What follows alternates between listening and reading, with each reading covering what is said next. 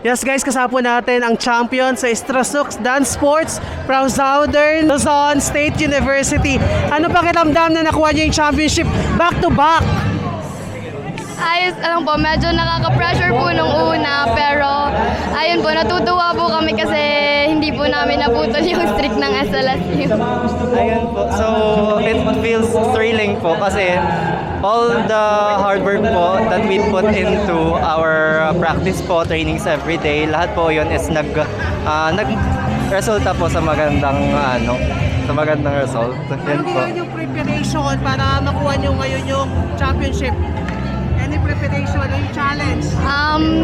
Ang naging challenge po namin is before po kasi ng Strasuk ay exam week po namin. So, nagkaroon po kami ng hard time po na humanap ng magandang schedule para makapag-training. Pero luckily po, despite po sa lack ng masyadong training at sa schedule, ay nakuha pa rin po namin yung gold.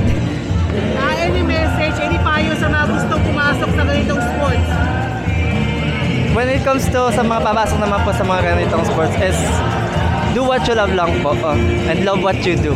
And if you put that into your actions, into your everyday lives, alam po natin na magre-resulta po yun sa magandang resulta po. Yan lang po. Sino na gusto niyo pasalamatan? Gusto ko pong pasalamatan si Sir PD po, si Coach Chapo, at saka yung buong SLSU po sa pag-support sa amin dito. Hindi po kami makakarating dito kung hindi po dahil sa kanila, kung hindi po dahil sa suporta nila. Yun lang po.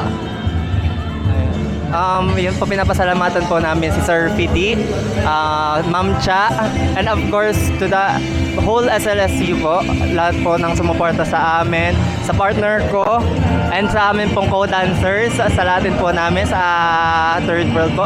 Lahat po pinapasalamatan po namin, and especially po kay Lord, nagpapasalamat din po kami sa Kanya for everything. Yun po. Thank you so much. Thank you po.